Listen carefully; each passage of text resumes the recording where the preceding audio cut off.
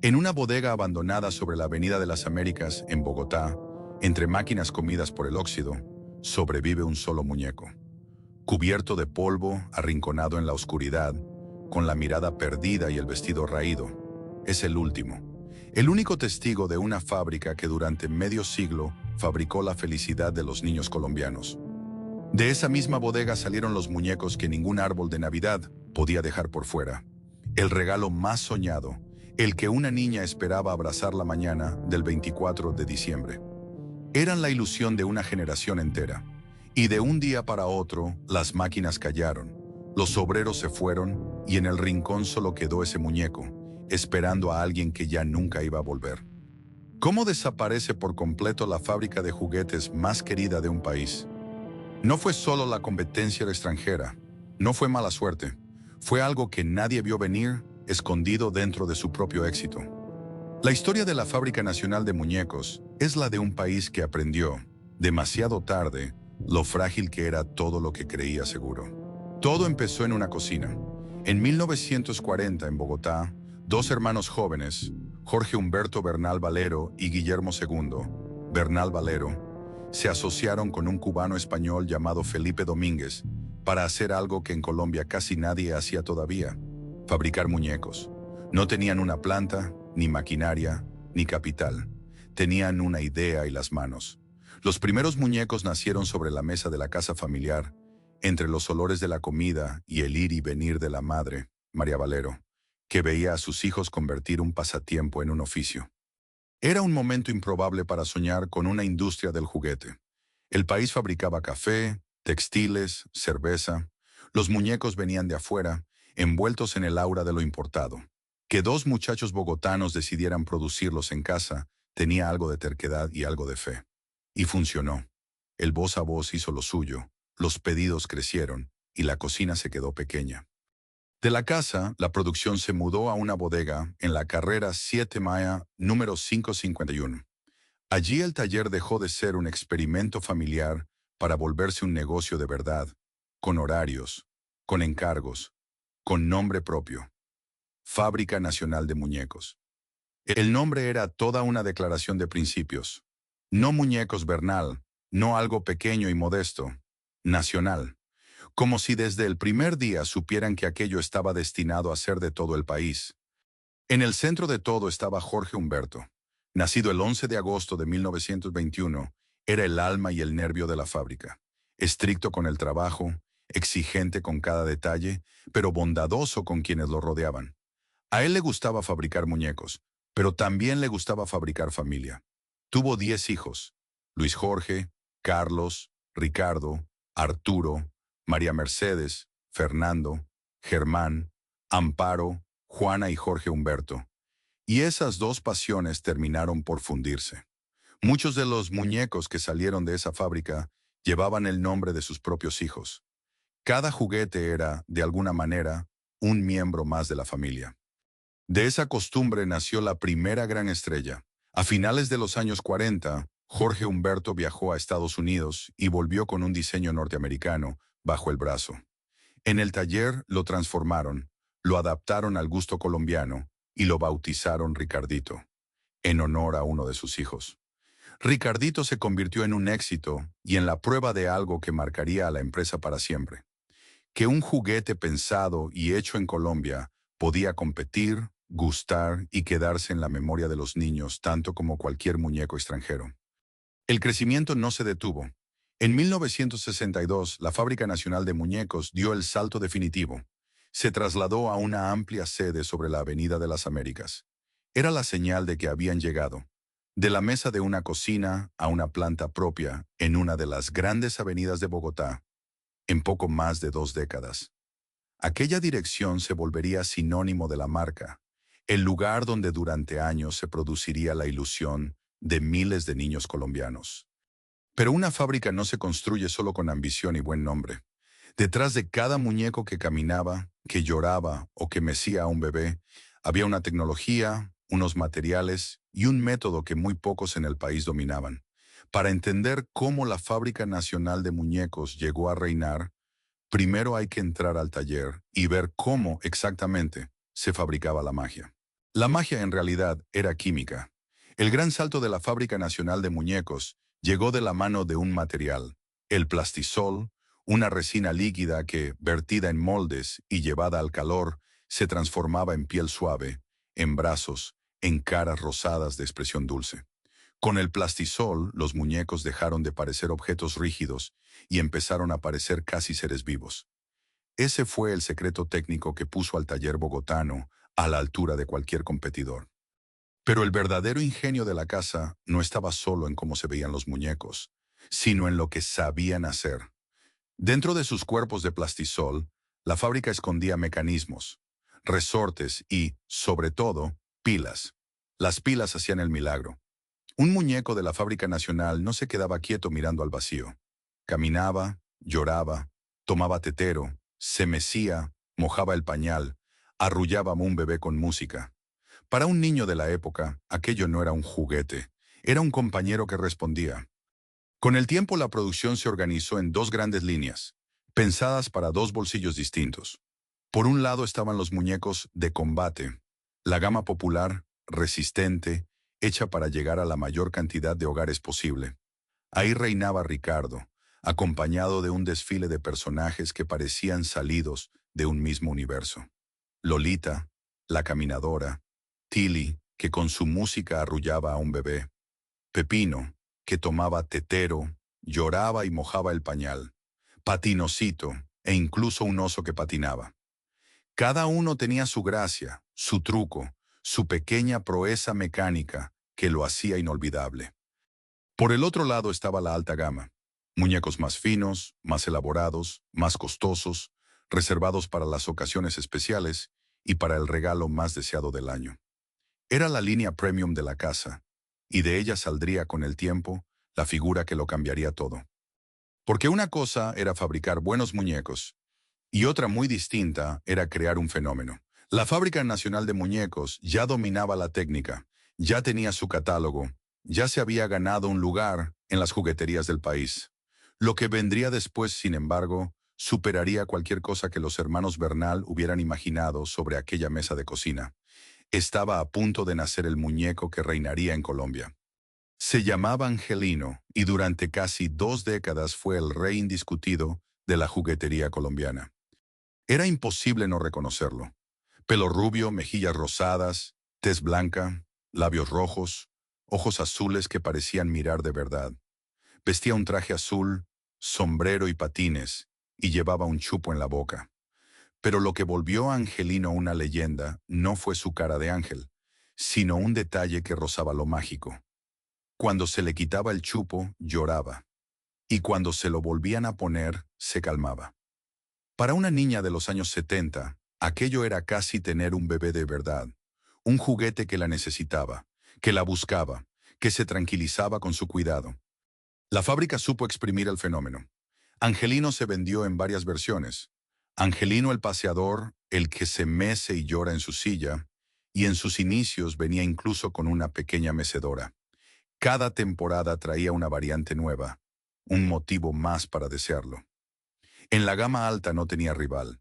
Era el muñeco más fino, más caro y más soñado del catálogo, la joya de la corona de los Bernal. Y las cifras lo confirmaban. En sus mejores años, la Fábrica Nacional de Muñecos llegó a producir hasta 60.000 angelinos por temporada. 60.000.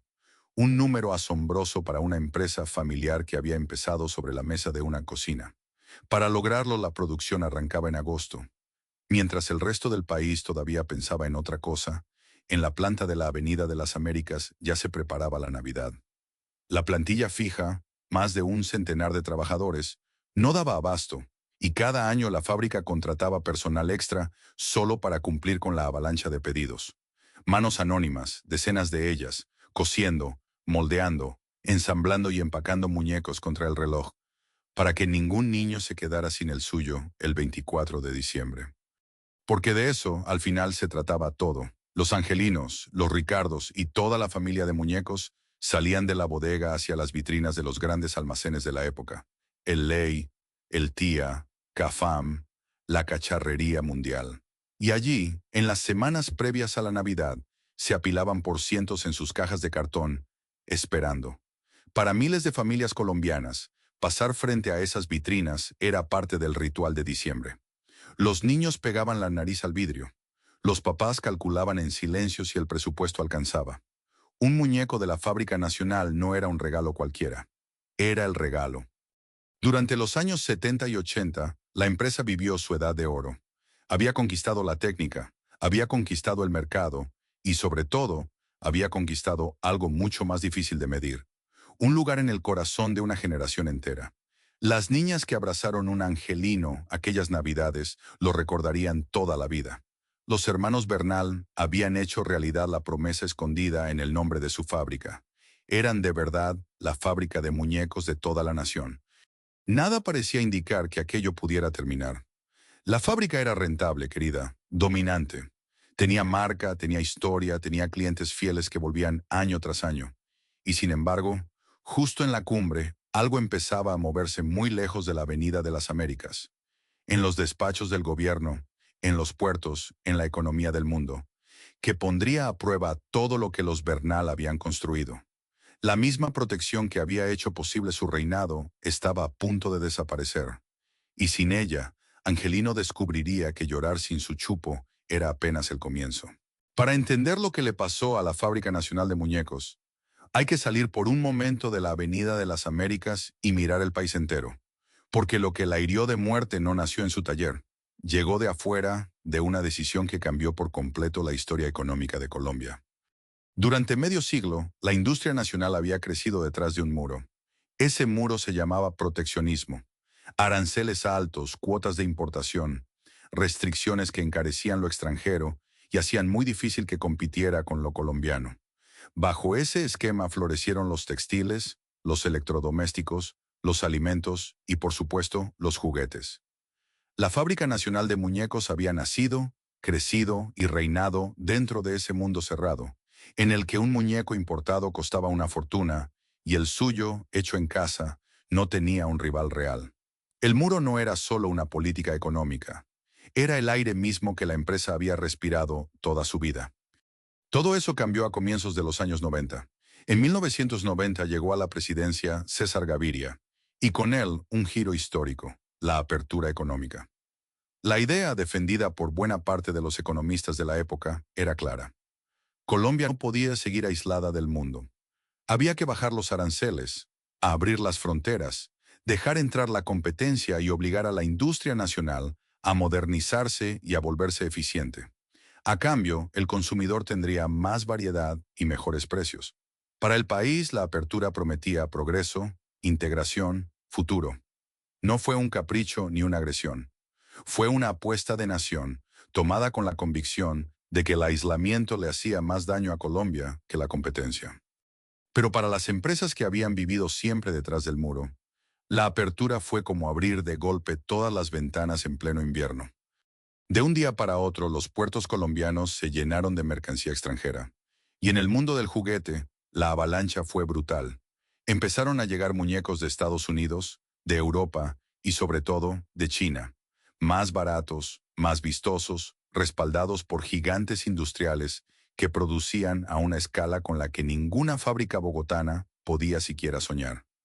Una multinacional del juguete fabricaba en un solo día lo que la Fábrica Nacional de Muñecos producía en semanas enteras, y encima lo vendía a menor precio.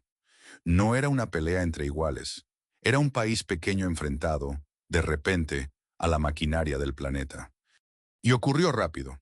Lo que en otros países había sido un proceso gradual, de años, en Colombia se sintió como un golpe seco. En cuestión de pocas temporadas, los aranceles que habían resguardado a la industria durante medio siglo se desplomaron, y la mercancía extranjera pasó de ser una rareza costosa a convertirse en el pan de cada día en cualquier almacén. Las empresas casi no tuvieron tiempo de adaptarse. Apenas alcanzaron a reaccionar antes de que el suelo se moviera por completo bajo sus pies. A la competencia legal se le sumó una plaga todavía peor, el contrabando. Junto a los juguetes que entraban por la puerta grande, pagando impuestos, entraban miles más por la puerta de atrás, sin pagar un solo peso. Juguetes de contrabando inundaron las calles, los sanandrecitos, las ventas informales de diciembre, a precios imposibles de igualar, para quien fabricaba de manera legal, pagaba salarios, servicios públicos e impuestos dentro de Colombia. La cancha que durante décadas había estado inclinada a favor de la industria nacional, se inclinó de repente en su contra, y con una fuerza que nadie había previsto. Los juguetes, además, eran un blanco perfecto. A diferencia de la comida o de la ropa, un muñeco no es una necesidad, es un lujo, un capricho hermoso que se compra una vez al año. Y en las compras por gusto, el precio manda más que en ninguna otra. Una familia podía querer con toda el alma un angelino, pero si al lado, en la misma vitrina, había una muñeca importada igual de llamativa por la mitad del valor, la decisión se tomaba casi sola. El producto nacional no perdía por falta de cariño. El cariño siguió intacto durante años. Perdía por unos cuantos miles de pesos de diferencia que, multiplicados por millones de hogares, terminaron por vaciar los pedidos de la fábrica. El efecto sobre el mercado fue inmediato. Las mismas vitrinas del Ley, del Tía y de los grandes almacenes que durante años se habían llenado de angelinos y ricardos, empezaron a llenarse de otra cosa.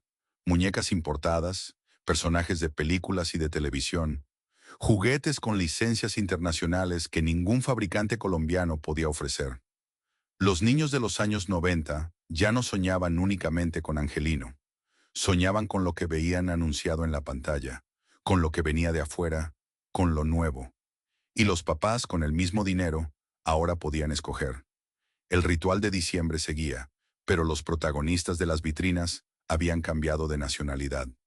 Lo importante es entender que no fue una crisis exclusiva de los Bernal. Fue una sacudida que recorrió toda la industria colombiana. Textileras centenarias, fábricas de calzado, de electrodomésticos, de juguetes, una tras otra empezaron a tambalear al enfrentarse, sin preparación y sin red de seguridad, a la competencia global. La apertura no tenía nombre y apellido de enemigo. No era una conspiración contra la Fábrica Nacional de Muñecos. Era algo mucho más grande e impersonal. El mundo entero entrando de golpe por una puerta que durante 50 años había permanecido casi cerrada. La pregunta entonces no era solo por qué había llegado la competencia. Era otra, mucho más incómoda. ¿Por qué la Fábrica Nacional de Muñecos, después de medio siglo de éxito rotundo, no fue capaz de resistirla? La respuesta estaba, en buena parte, dentro de la propia fábrica. Y era dolorosa. La misma protección que la había hecho grande fue, al final, lo que la volvió frágil. Durante 50 años, la Fábrica Nacional de Muñecos no había tenido que pelear de verdad. En un mercado cerrado, con la competencia extranjera bloqueada por los aranceles, la empresa podía vender casi todo lo que producía, sin necesidad de reinventarse cada temporada. No existía la presión feroz por bajar costos, por renovar la maquinaria, por innovar sin descanso que sí sacudía a las empresas en los mercados abiertos del mundo. El muro que la protegía también la había adormecido. Vivió cómoda, y la comodidad, en los negocios, suele ser el más silencioso de los venenos. Cuando el muro cayó, la fábrica descubrió que tenía músculos que nunca había tenido que ejercitar. El problema más visible era la tecnología. Mientras las multinacionales fabricaban con procesos automatizados, plásticos nuevos y economías de escala descomunales, la planta de la Avenida de las Américas seguía trabajando, en buena medida, como lo había hecho durante décadas. La maquinaria que en los años 60 y 70 había sido motivo de orgullo, para los 90 se había quedado irremediablemente atrás. Y modernizarla costaba dinero, mucho dinero, justo en el momento en que las ventas empezaban a caer y el futuro se veía cada vez más incierto. Era la peor de las trampas. Para competir había que invertir a fondo, pero para invertir hacía falta una confianza en el mañana que ya casi nadie dentro de la empresa tenía. Cada peso metido en la fábrica era una apuesta contra una corriente que crecía. Para dimensionar la trampa, basta con imaginar la escena. Renovar por completo la planta significaba comprar maquinaria nueva, casi toda importada y pagada en dólares, en un país cuya moneda valía cada vez menos frente a esas divisas. Significaba endeudarse a años vista para competir contra rivales que habían amortizado esa misma inversión décadas atrás, y todo ello para disputar un mercado que se encogía mes a mes. Ningún banco veía con buenos ojos prestarle a una industria en retirada. Ningún miembro de la familia quería arriesgar el patrimonio de todos en una jugada tan cuesta arriba. La modernización, que en los años 70 habría sido una ambición natural, en los 90 se había vuelto una apuesta casi suicida que nadie se atrevía a hacer. A la obsolescencia se le sumó una herida más íntima, más difícil de nombrar: los desacuerdos familiares. La Fábrica Nacional de Muñecos era, antes que nada, una empresa de familia, y las empresas de familia cargan con una estadística implacable. Se calcula que apenas cerca del 30% de ellas logra sobrevivir hasta la segunda generación, y que solo alrededor de un 13% alcanza la tercera. Con 10 hijos de por medio, con intereses distintos, con visiones enfrentadas sobre qué hacer ante la crisis, la casa de los Bernal no fue la excepción a esa regla. Las tensiones sobre cómo dirigir el negocio, cómo repartir las cargas y las responsabilidades, cómo o si siquiera valía la pena seguir invirtiendo, fueron carcomiendo por dentro lo que la competencia extranjera golpeaba por fuera. El enemigo estaba en los puertos, sí, pero también, poco a poco, en la mesa familiar. Y así, la caída no fue un derrumbe repentino, sino una hemorragia lenta que se extendió por casi 2 décadas. A lo largo de los años 90 y de la primera década del nuevo siglo, las ventas se fueron encogiendo temporada tras temporada. La producción de decenas de miles de muñecos al año se volvió un recuerdo cada vez más lejano. Cada Navidad, la fábrica peleaba por un pedazo más pequeño de un mercado que ya no le pertenecía. El personal extra que antes se contrataba en agosto dejó de ser necesario. Después ni siquiera la plantilla fija se sostenía completa. Las manos anónimas que durante años habían ensamblado la ilusión de diciembre empezaron a sobrar, y luego, sencillamente, a irse. Poco a poco, el bullicio de la planta se fue apagando, reemplazado por un silencio que, para quienes habían pasado allí la vida entera, era peor que cualquier ruido de máquinas. Un galpón que había sido una fiesta de trabajo se iba quedando vacío, mesa por mesa, molde por molde. Cada partida contaba una pequeña tragedia silenciosa. Había trabajadores que llevaban 20, 30 años en la fábrica, que habían aprendido el oficio de moldear una cara o de coser un vestido cuando eran apenas unos muchachos, que conocían de memoria el olor del plastisol caliente y el ritmo frenético de agosto. Para ellos, la Fábrica Nacional de Muñecos no era un empleo, era una vida entera, una identidad, casi una familia. Verla encogerse temporada tras temporada, sin poder hacer nada por evitarlo, fue como asistir en cámara lenta al deterioro de un ser querido al que se ama y no se puede salvar. Aquí es donde la vieja metáfora se vuelve escalofriantemente real. Angelino lloraba cuando le quitaban el chupo y se calmaba apenas se lo devolvían. La Fábrica Nacional de Muñecos había vivido toda su existencia con su propio chupo. La protección de un mercado cerrado que la mantenía tranquila, rentable, a salvo. La apertura se lo arrancó de un tirón. Y la empresa, igual que su muñeco más famoso, se puso a llorar. La diferencia terrible, fue que esta vez nadie iba a devolverle el chupo. Nadie iba a volver a cerrar las fronteras para salvar a una fábrica de muñecos. El mundo había cambiado, y no tenía la menor intención de cambiar de vuelta.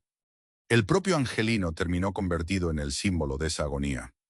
El muñeco que había reinado sin rival sobre la gama alta de la juguetería colombiana trastabilló, mordió el polvo y dio sus últimos estertores hacia el año 2009.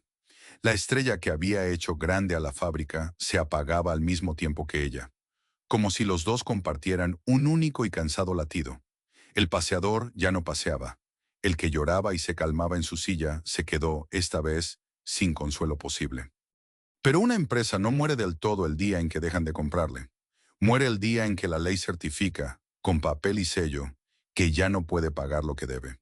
Y para la Fábrica Nacional de Muñecos, ese día judicial, frío y definitivo, estaba a punto de llegar. Hay dos maneras en que muere una empresa. La primera es comercial. Ocurre en silencio, cuando los clientes dejan de comprar, cuando los pedidos se secan, cuando la caja ya no alcanza para cubrir la nómina de fin de mes. Esa muerte la Fábrica Nacional de Muñecos la venía sufriendo desde hacía años. La segunda muerte es la legal, la que llega con papel sellado, con juzgados, con un funcionario del Estado que declara de manera oficial que la empresa no puede más. Y esa, la definitiva, empezó a tramitarse al final de la primera década del siglo. Cuando una compañía en Colombia deja de poder pagar sus deudas, no desaparece de un día para otro. Entra en un proceso regulado por la ley y vigilado por la Superintendencia de Sociedades, la entidad encargada de supervisar la vida y la muerte de las empresas del país. El primer camino que ofrece ese proceso no es el entierro, sino el intento de salvamento, un acuerdo de reorganización. La idea es sencilla y hasta humana. En lugar de rematar de inmediato lo que queda, se le da a la empresa una última oportunidad. Se sientan a la mesa los acreedores, a quienes se les debe, y se pacta un plan de pagos, un cronograma para ir saldando las deudas poco a poco, mientras la compañía trata de enderezar el rumbo. La familia Bernal llegó a ese punto. Con la fábrica ya herida de muerte por la competencia y el contrabando, con las ventas convertidas en apenas una sombra de lo que fueron, la empresa aceptó comprometerse con un plan de pagos para intentar mantenerse con vida. Era en el fondo una promesa. Denos tiempo y pagaremos lo que debemos. Sobre el papel parecía la tabla de salvación. Pero para cumplir un plan de pagos hace falta algo que la Fábrica Nacional de Muñecos ya no tenía: dinero entrando. Un cronograma de pagos supone que la empresa seguirá vendiendo, seguirá facturando, seguirá generando los recursos para honrar cada cuota. Y las cuotas hay que pagarlas con ventas que ya casi no existían. Temporada tras temporada, el mercado le daba la espalda. Los muñecos importados y de contrabando seguían copando las vitrinas. Y la fábrica, con su maquinaria vieja y sus divisiones internas, no lograba levantar cabeza. La promesa se fue volviendo imposible de cumplir. El incumplimiento fue sobre el punto de no retorno. En el año 2010, tras constatar que la familia Bernal había incumplido el plan de pagos al que se había comprometido, la Superintendencia de Sociedades tomó la decisión que nadie quería tomar. Ordenó la liquidación judicial de la Fábrica Nacional de Muñecos. Fue una noticia que, en su momento, casi nadie registró. No hubo titulares de primera página, ni indignación nacional, ni pronunciamientos. Una empresa que había marcado la infancia de millones de colombianos se apagaba en la indiferencia, apenas mencionada en las páginas económicas. El país que de niño había pegado la nariz a las vitrinas para ver sus muñecos, ya era un país adulto, distraído, con otras preocupaciones y otros juguetes. Nadie salió a defender a la Fábrica Nacional de Muñecos, porque para entonces casi todos habían olvidado que todavía existía. Vale la pena detenerse en esas dos palabras, porque juntas son una sentencia. Liquidación judicial significa que la empresa ya no se va a salvar. Significa que la autoridad, en la práctica, firma su acta de defunción y ordena que todo lo que queda, máquinas, moldes, bodegas, inventario, hasta el último tornillo, se venda para repartir lo obtenido entre quienes tienen algo por cobrar. Ya no se trata de enderezar el barco, se trata de repartir los restos del naufragio. En ese instante, la Fábrica Nacional de Muñecos dejó de ser una empresa que fabricaba sueños y se convirtió, ante la ley, en un expediente. Un caso más en la larga lista de compañías que la apertura había ido dejando a la orilla del camino. Pero ni siquiera la muerte legal fue rápida. La liquidación de la Fábrica Nacional de Muñecos no fue un tiro de gracia, sino una agonía larga y burocrática que se prolongó durante cerca de 4 años.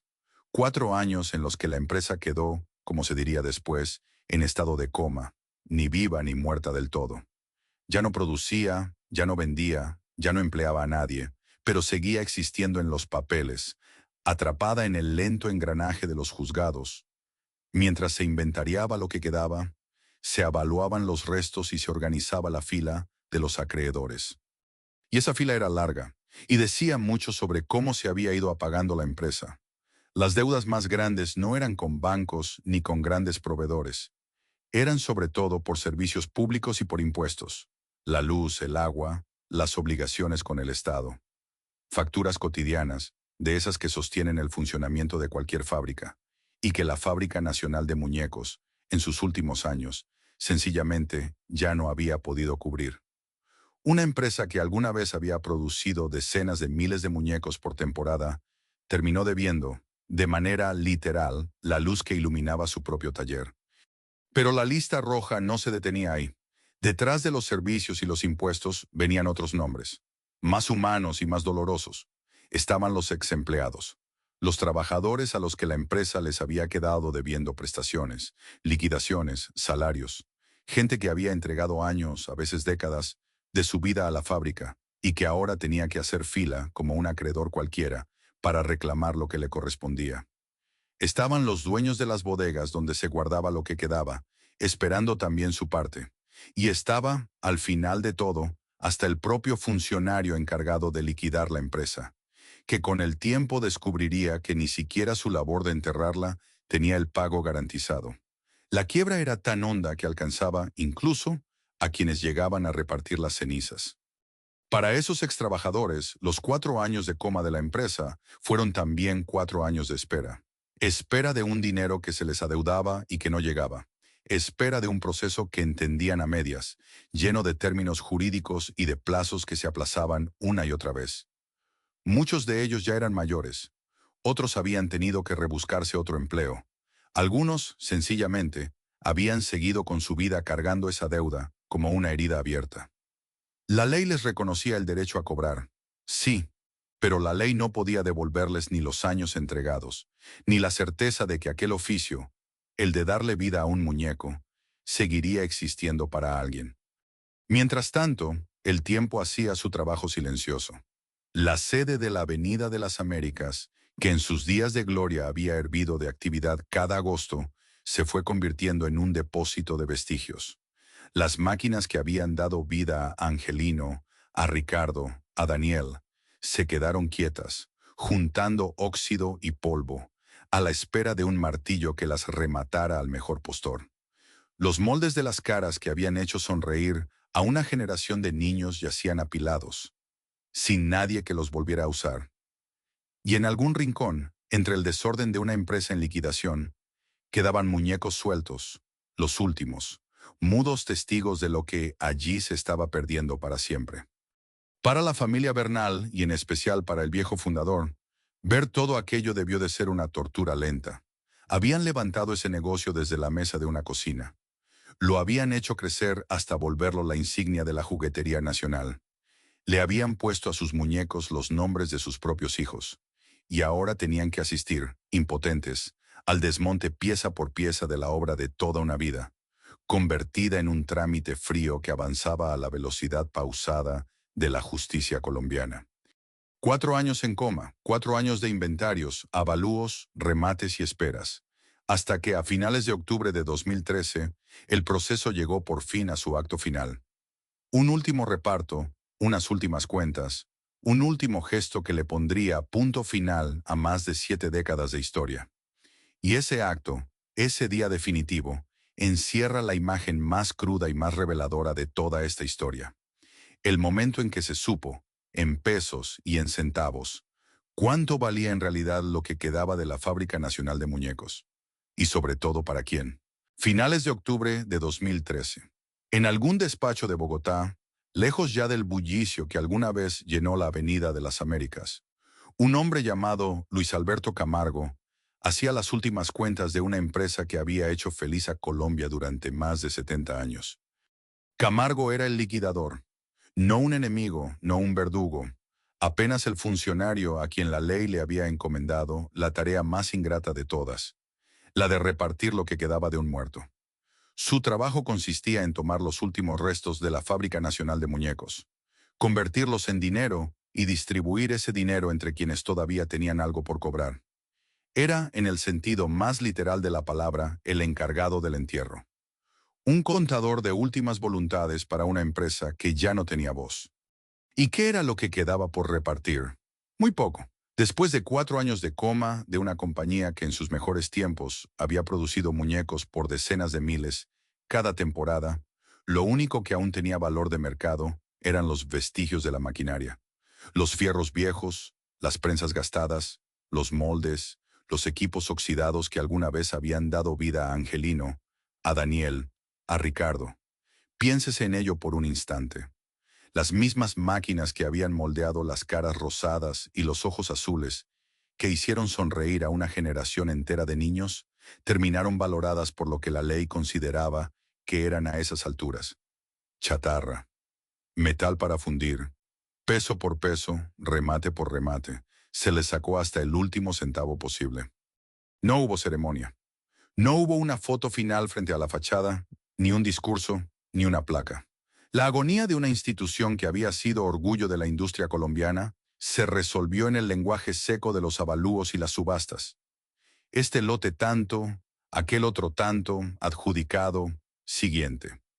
Donde antes rugían los compresores y se apilaban las cajas de cartón, camino de las vitrinas de diciembre, ahora solo había el eco de un galpón vaciándose y el garabato de un funcionario firmando actas.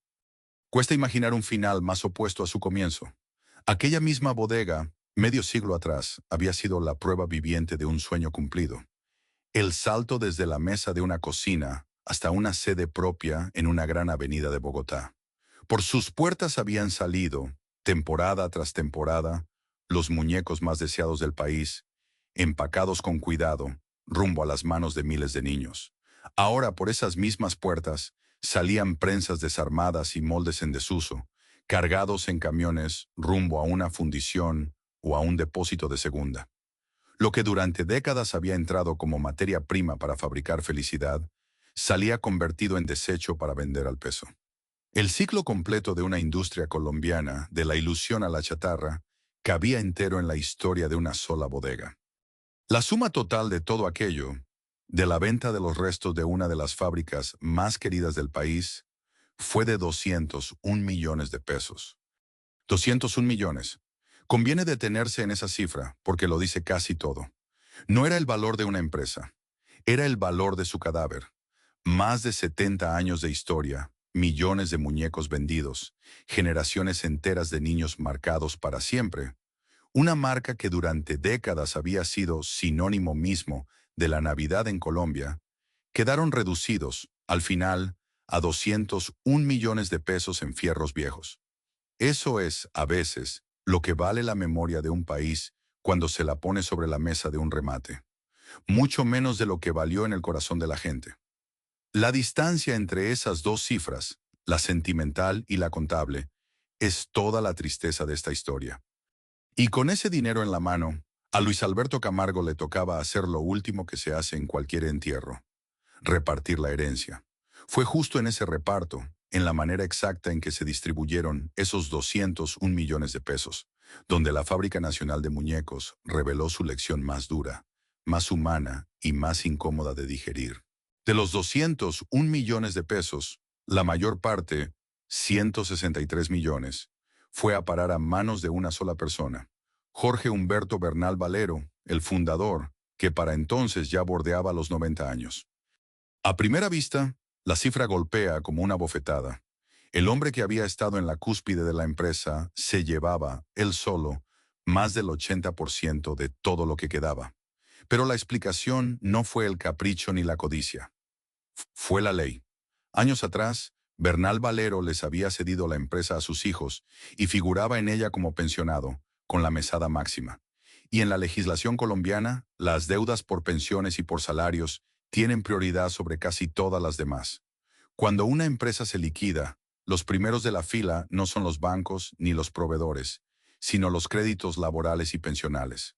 En los papeles, el viejo fundador era, por su pensión, el acreedor mejor protegido de todos.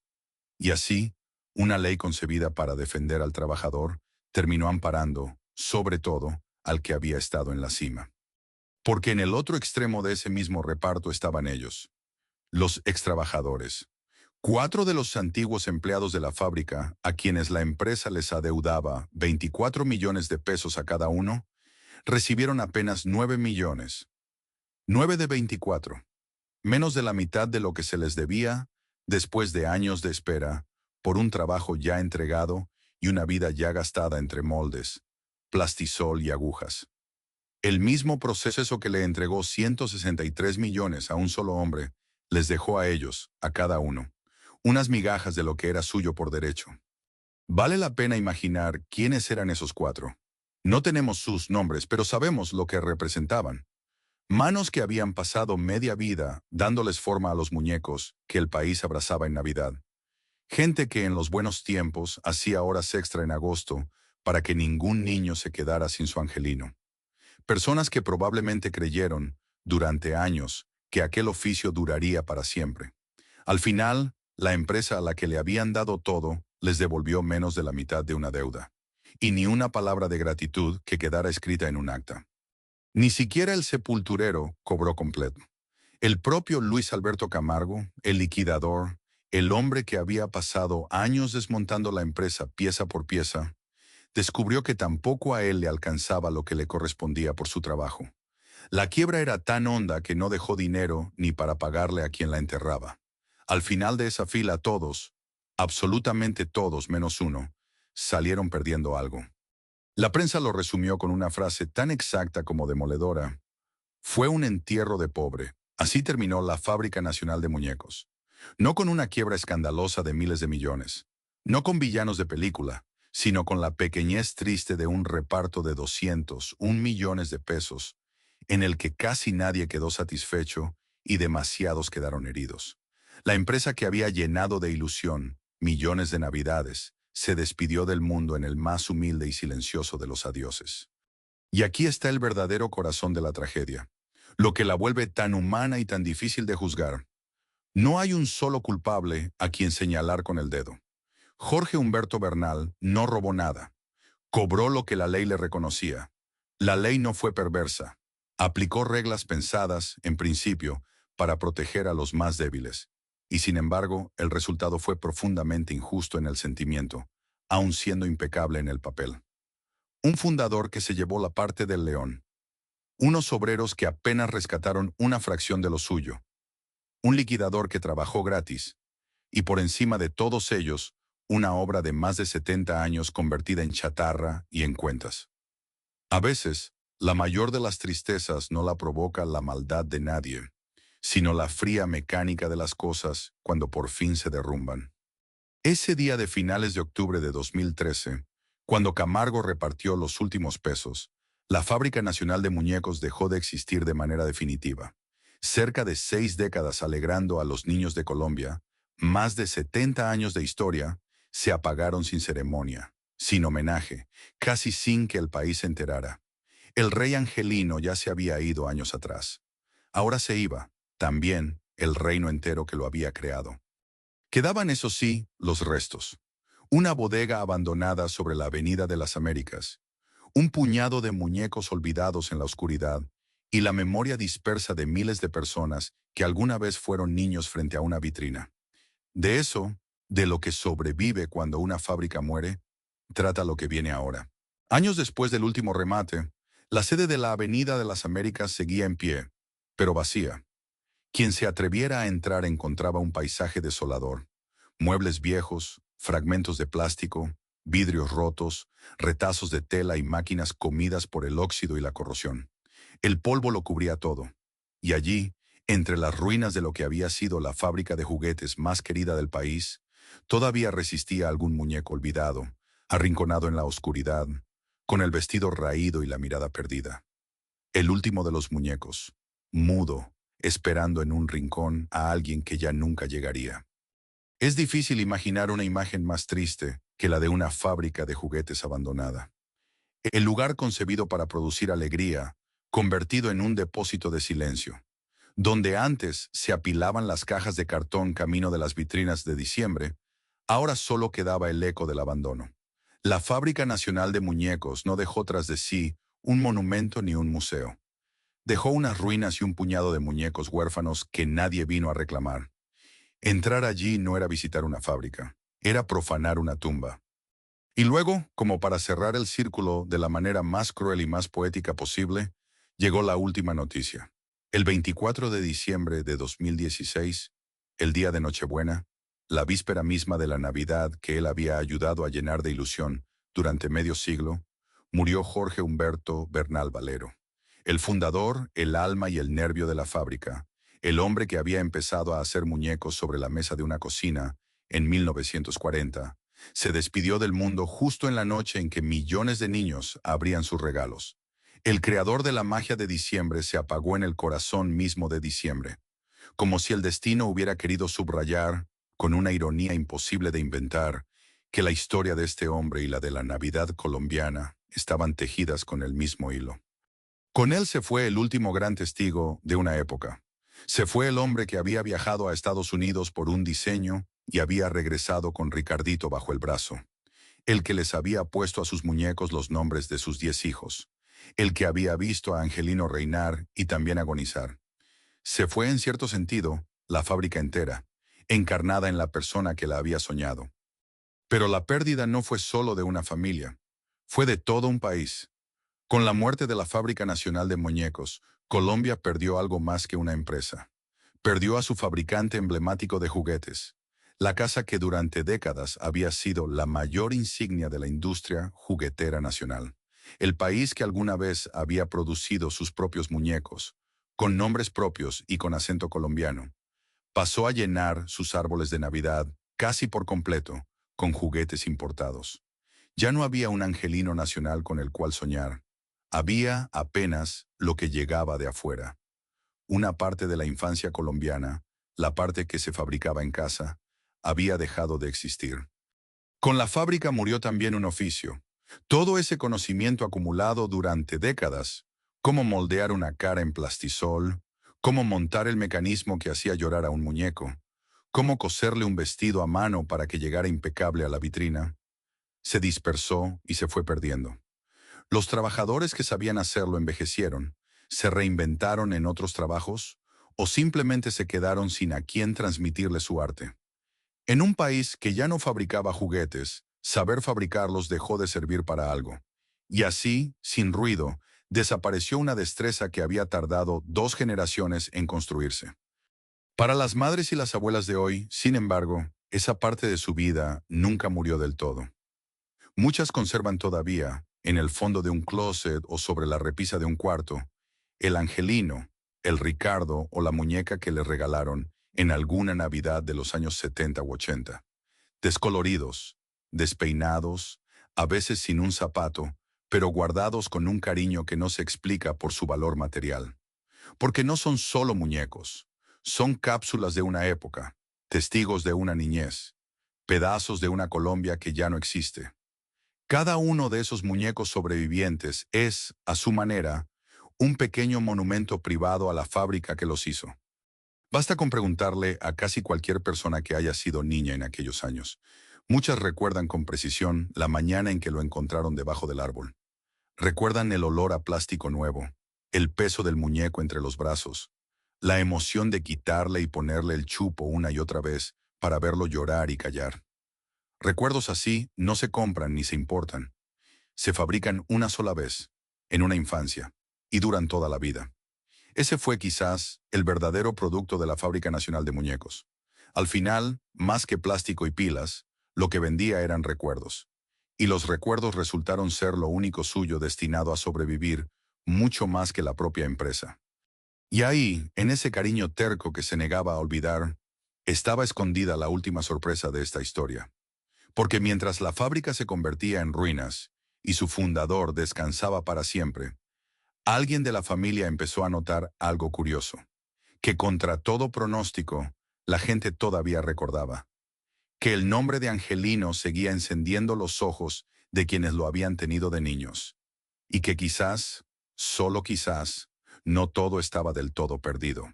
El nombre de ese alguien era Sebastián Bernal, nieto del fundador, hijo de Ricardo Bernal, el mismo Ricardo en quien, décadas atrás, se había inspirado uno de los muñecos más queridos de la casa. Sebastián pertenecía a la tercera generación de la familia. Esa misma tercera generación que las estadísticas condenan, pues apenas cerca de un 13% de las empresas familiares llega hasta ella. La Fábrica Nacional de Muñecos, como negocio, no había alcanzado a cruzar ese umbral, pero su recuerdo, contra todo pronóstico, sí lo cruzó. Todo empezó, curiosamente, con la pandemia.